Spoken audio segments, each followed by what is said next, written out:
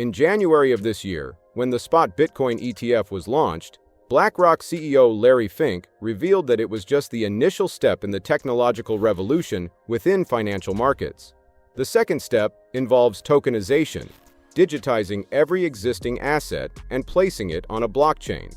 While many people believe this will benefit cryptocurrencies and the world, the reality is that it will create a scenario where you own nothing physically. Instead, everything you possess will exist on a centralized blockchain controlled by BlackRock. In this video, we'll delve into BlackRock's plans for global tokenization and discuss how you can safeguard yourself and your assets. The article commences with a summary of an interview conducted by Larry after the approval of spot Bitcoin ETFs. The authors raise concerns about BlackRock's unwavering focus on transforming Bitcoin into an asset, rather than allowing it to remain a decentralized financial system. It's essential to understand the distinction between the Bitcoin network and BTC. While some argue that the implicit purpose of the Bitcoin network is to serve as the foundational layer for an alternative financial system, BlackRock's move to include Bitcoin in an ETF challenges this perspective. Some people think Bitcoin's just another item to own, like any other thing you can buy or sell. But there's a group of thinkers who believe Bitcoin could be the ground floor of a whole new way to handle money, kind of like building a new financial world. There's even this cool thing called the Lightning Network that's helping make that possible. Yet, there's a catch. Big-time investors are jumping on the Bitcoin bandwagon, and they don't see it as a game changer for our wallets. Instead, they treat it like it's just another thing to trade, like a hot new tech company or a treasure chest for the future. What they really think about Bitcoin? Well, that's the million-dollar question. The experts are pointing out that when loads of cash pour into Bitcoin ETFs, it might mess with some important tech upgrades planned for Bitcoin's network, like the Lightning Network. Basically, these ETFs are hoarding a bunch of Bitcoin in their vaults, and not much is left circulating out there, which isn't ideal for growth. Also, they talk about BlackRock and how they've filed to start their own Bitcoin ETF. But there's a catch. BlackRock says they might shut down the ETF if the government asks them to, kind of like they did with their Russia-focused ETF when Ukraine was invaded.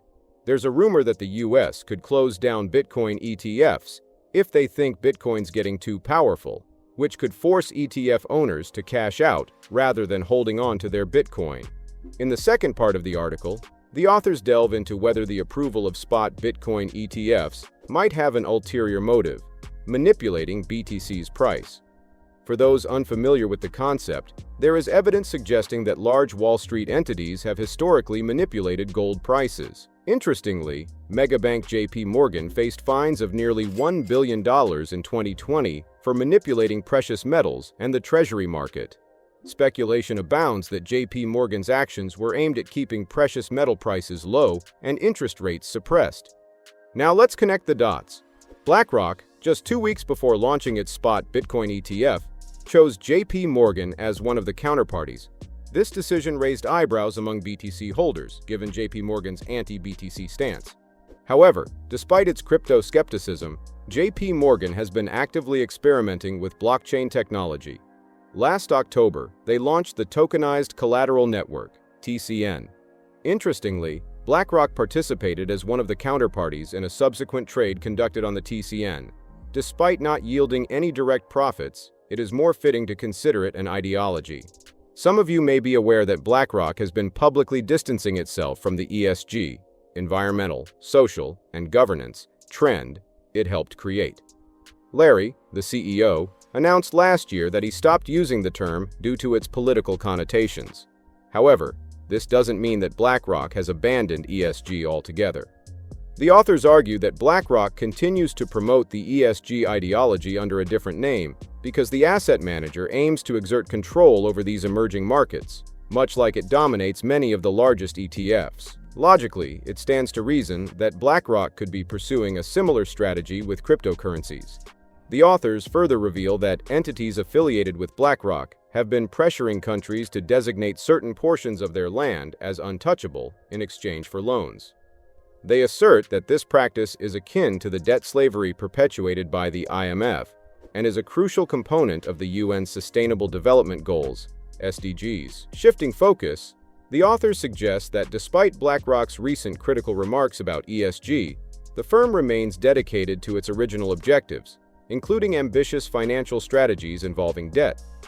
They speculate that BlackRock has gauged public sentiment and realized the necessity for a fresh approach to market this financial framework in a way that resonates with the general public.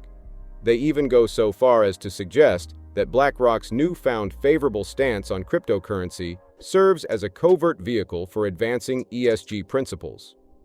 The discussion of concepts such as asset tokenization is likely to generate enthusiasm and support for BlackRock.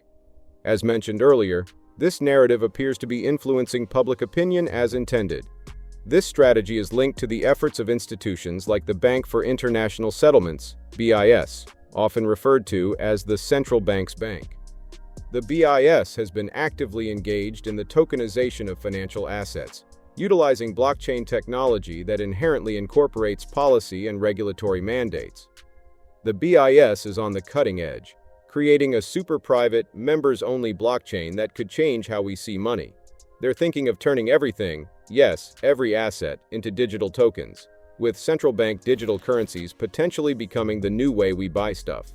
Mark and Whitney's article gets into how CBDCs fit into this high-tech setup and explores the possibility of a future where your credit score might matter even more.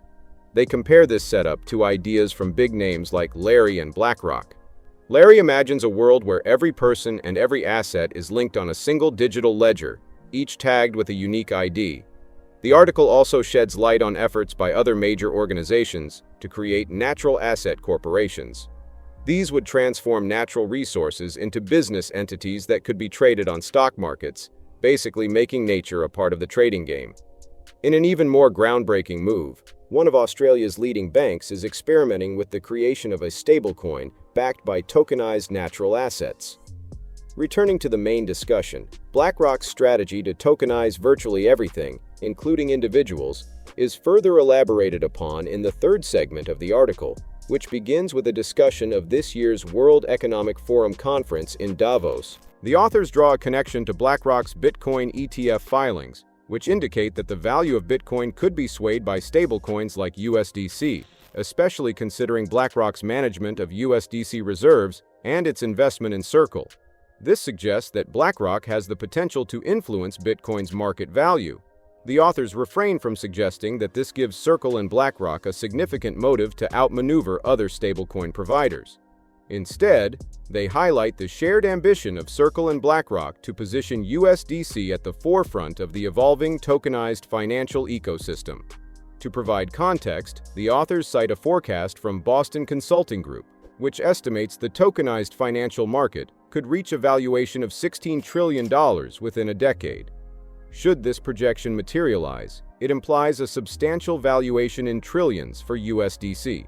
Concurrently, the World Economic Forum anticipates the tokenized financial sector achieving this valuation by 2027, though such predictions warrant cautious consideration. In the past, there were concerns that Bitcoin mining would consume all of the world's energy by 2020. However, that prediction did not come true, and it is unlikely to happen. What's intriguing is that Citibank highlighted in a 2020 report that a tokenized financial system, where everything is tracked and controlled by financial elites, represents the ultimate state of the financial system. Interestingly, this vision isn't too far from the existing crypto industry. The key difference lies in the nature of tokenized assets on crypto blockchains. They are public and permissionless, meaning they cannot be fully controlled, at least in theory. In contrast, tokenized assets on private and permissioned blockchains can be tightly controlled. The article also discusses Larry's vision of all tokenized assets existing on a single private and permissioned blockchain, which aligns with the UN's Sustainable Development Goals, SDGs. BlackRock has been promoting these goals through its ESG ideology.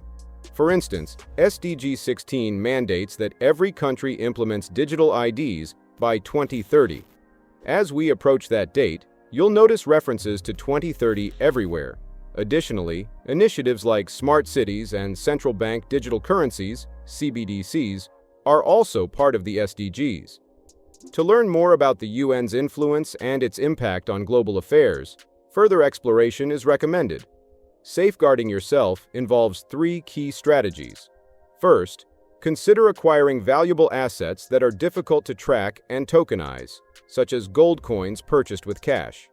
Second, connect with like-minded individuals to establish an economy based on these assets.